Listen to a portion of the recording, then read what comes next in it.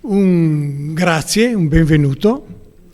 Vi porto come prima notizia il saluto del sindaco, che purtroppo è un po' indisposta, ma per questa sera pensa di rimettersi in sesto. Allora, noi siamo particolarmente orgogliosi di ospitare oggi e per 2 mesi la mostra di Fiorenza Serraiotto. Questo per una motivazione, diciamo, collegata a questa struttura. Noi abbiamo scoperto, per nostra inerzia, per nostra, ottusità, di avere un tesoro in queste sale espositive.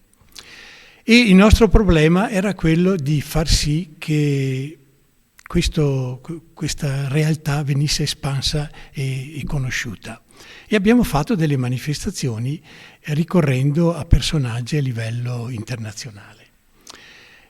La cosa ha creato il suo risultato, ha dato dei frutti positivi, però è arrivato il momento di dare spazio e voce all'interno di queste sale a dei nostri concittadini. E lo facciamo molto volentieri con Fiorenza, che è praticamente la prima che dà il via a questa serie che speriamo sia considerevole e fruttuosa. Lei è affiancata da Elena Volpato e i risultati credo si vedono e si vedranno anche da parte di chi visiterà. Ecco, come accennava prima Luca, è bello che in questa esposizione ci sia l'incontro di 2 arti, la pittura e la poesia. E non è un incontro casuale, artefatto, perché da parte della pittrice e da parte del poeta Zanzotto c'è stata una frequentazione con le 2 famiglie piuttosto intensa, che ha portato dei frutti, e questo, diciamo, visto che Zanzotto ha apprezzato, ha curato nella sua poesia anche il Piave, il nostro paesaggio, addirittura facendo anche delle previsioni che chi avrebbe dovuto farle non le ha fatte, questa la cosa torna veramente al momento giusto, visto anche quello che succede. Ecco, quindi a me, se posso esprimere un giudizio, la pittura di Fiorenza piace moltissimo per la sua tecnica, rende le tele vive e sembra quasi che la realtà che lei rappresenta abbia delle sfumature di tipo onirico. Mi esprimo così perché non saprei come altro esprimermi. Quindi complimenti ad Elena, complimenti a Fiorenza. Questa sera avremo come conduttrice la signora dottoressa Elvira e quindi buona mostra ad maiora, diciamo. Ecco, lascio la parola. Grazie Giancarlo, giustamente hai ricordato che questa sera c'è l'inaugurazione ufficiale della mostra, ma entriamo più nel dettaglio di questa mostra con la curatrice Elena Volpato. Allora, intanto grazie sia a Fiorenza per aver scommesso un po' su di me, sia a voi, a tutto il comune, alla sede per avermi dato l'opportunità di lavorare a questa mostra. Io mi occupo di mostre da ormai 10 anni, ma tutte a Venezia, quindi tutte fuori dal mio luogo di nascita, che è questo di base. Quindi ritornare qui con una mostra che tocca determinati temi è stato un po' tornare a casa in tutti i sensi, non solo fisico ma anche mentale, e mi è piaciuto particolarmente grazie proprio ai lavori di Fiorenza. Partirei dall'onirico, mi aggancio visto che quello che sicuramente questa è la mostra più corposa, sono 80-90 lavori, poi li abbiamo cambiati, li abbiamo scelti anche adattandoli alla sede per creare un dialogo con una sede che comunque ha delle caratteristiche veramente particolari a livello sia di struttura, di colori, di luci e di tutto.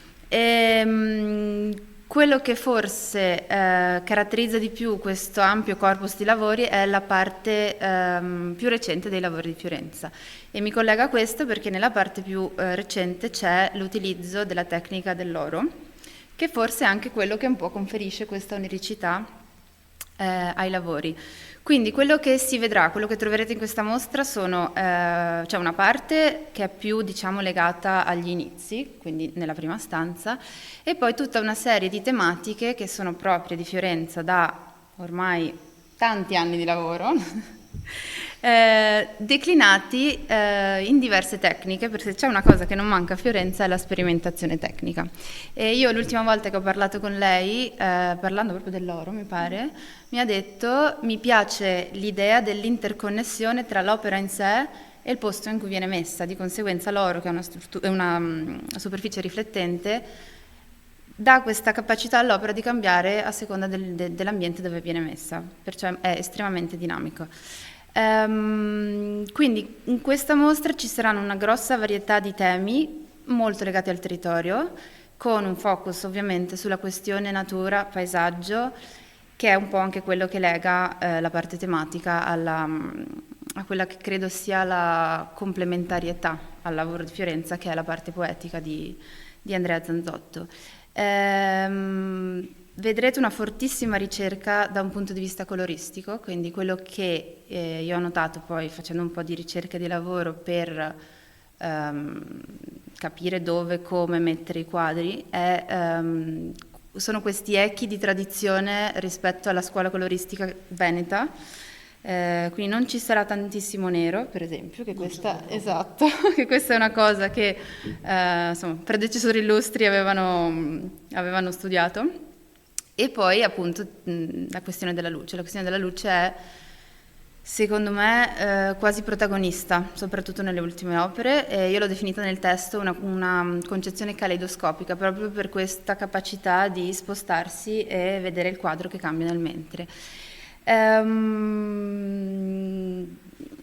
Tornando alla tematica, è interessante vedere proprio credo si percepisca, ecco, guardando i lavori, leggendo i titoli che Fiorenza ha scelto per le opere e leggendo gli estratti delle poesie di Zanzotto che sono stati selezionati da Egidio, dal professor Bolsonello.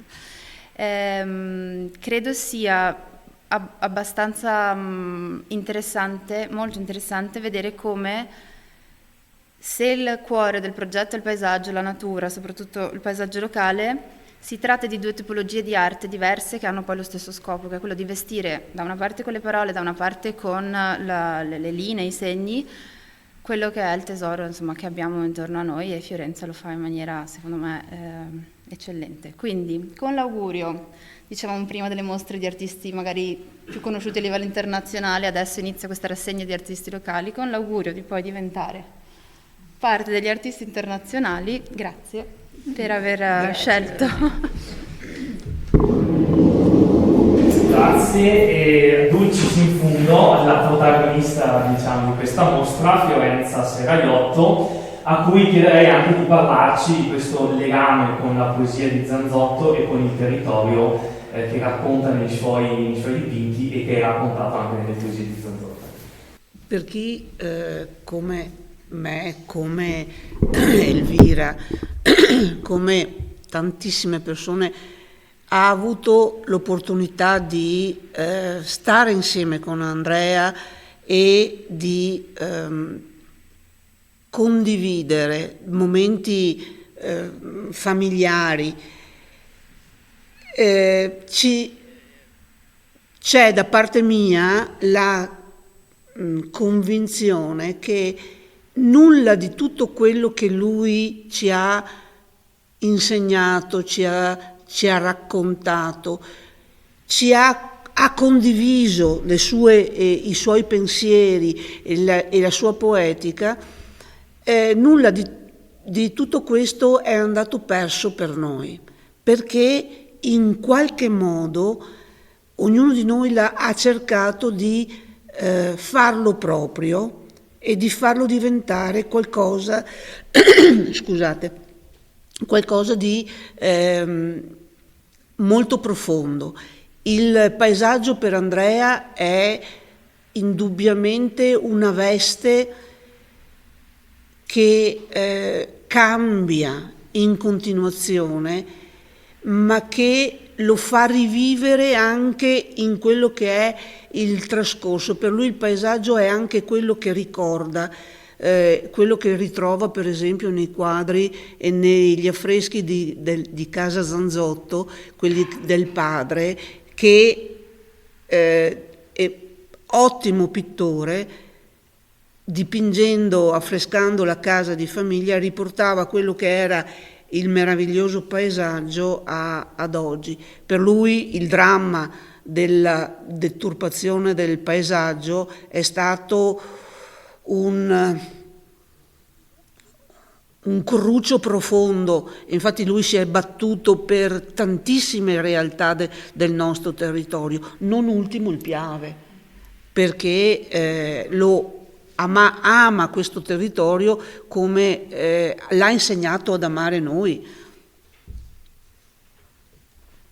Per quanto riguarda il mio lavoro, io lavoro da tanti anni e ho avuto degli splendidi maestri, perché ho avuto la fortuna di avere Ottorino Stefani come insegnante alle scuole medie e alle scuole superiori, ma poi sono andata a bottega da un pittore che veniva da Milano, un veneto che si è trasferito, che ha fatto il suo percorso pittorico insieme con i Carrà, con Parmigiani, viene fuori dalla scuola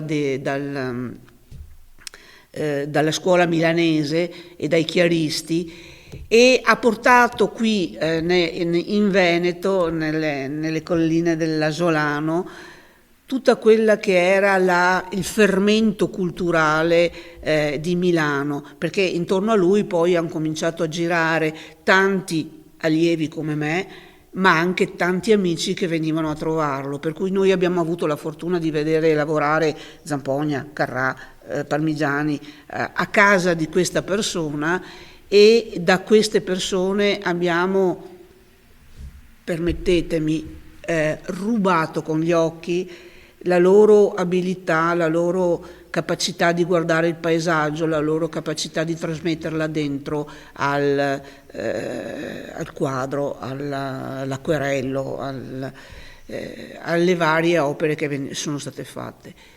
L'incontro con l'oro, come diceva Elena, è stato un incontro fatto nella visita di musei, il 200, il 300 veneziano, quello toscano, e aver scoperto che qui a Crocetta c'è un vecchio artigiano che fa le dorature come si facevano una volta e me le ha insegnate, è stata una cosa folgorante, per cui ho cominciato grazie a lui a entrare a trattare le tele come i vecchi doratori, e poi a sperimentare.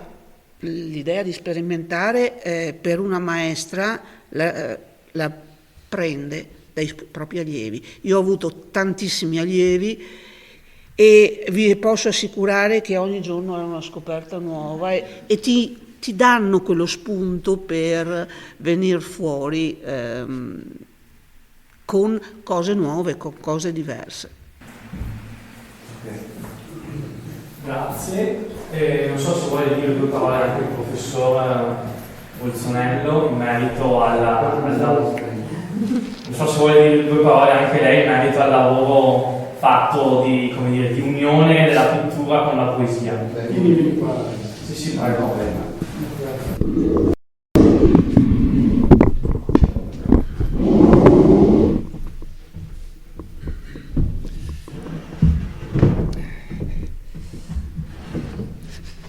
Ma io posso dire, come diceva prima Fiorenza, che appunto ho avuto la grande fortuna di conoscere direttamente, di frequentare per un bel po' di tempo Andrea Zanzotto, al quale dedicai la mia tesi di laurea, nel senso, cioè l'ho fatta su di lui, sul suo lavoro, e quindi questo mi ha permesso per molto tempo di andare a casa sua quasi tutti i giorni. Mi aveva messo a disposizione la stanzetta e lì appunto dovevo sistemare, catalogare e ordinare i suoi saggi critici, i suoi interventi critici, le sue prese di posizione di tipo prevalentemente letterario, ma non solo, perché dall'Università di Padova, dove Zanzotto lo conoscevano bene, era un pezzo che gli dicevano: devi pubblicare sta roba perché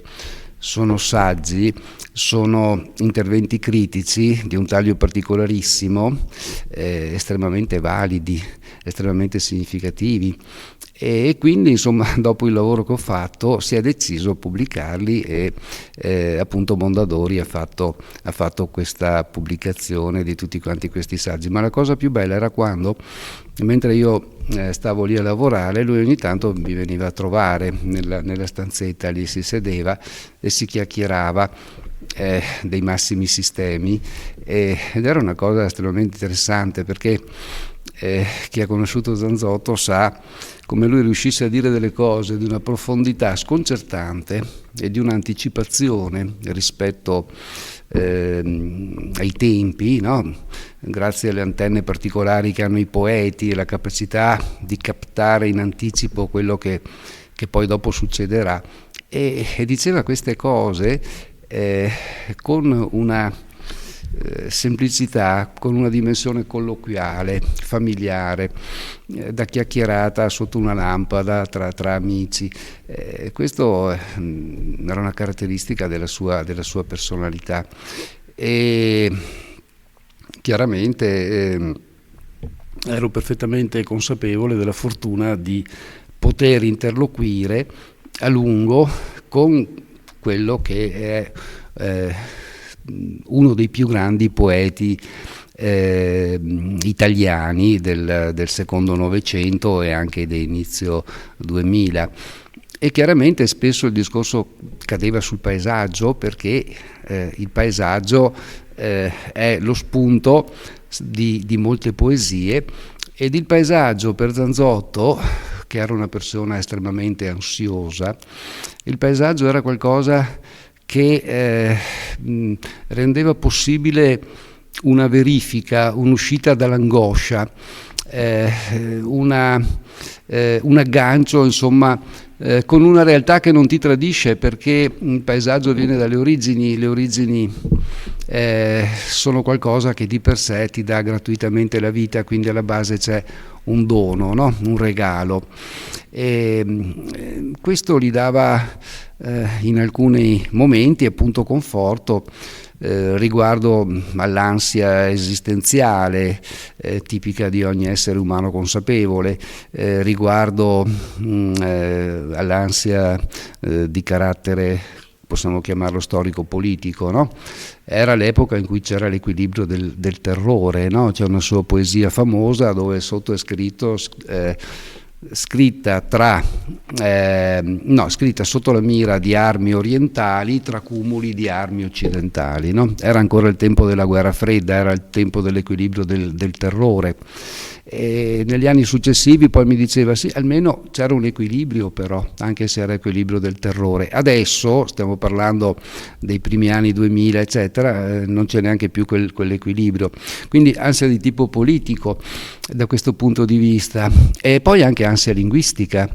C'è il famoso verso divocativo che dice: io parlo in questa lingua che passerà, no? Quindi la consapevolezza che non solo i dialetti stanno tramontando, anche se resistono, ma che anche l'italiano stesso rispetto all'inglese cosa sta diventando? Periferia, margine. E lo stesso inglese, qual è l'inglese? Quello degli Stati Uniti, quello di Oxford o quello dell'Australia? E quindi insomma è estremamente interessante discutere di queste cose, parlare di queste cose. È stata una cosa che mi ha veramente dato tanto, che ha segnato la mia vita, questo lo posso dire, insomma. Grazie, non so se ci sono domande da parte della stampa. Domanda nostre, un'80, sì, perché poi alcune le abbiamo, un'ottantina puoi mettere, non so.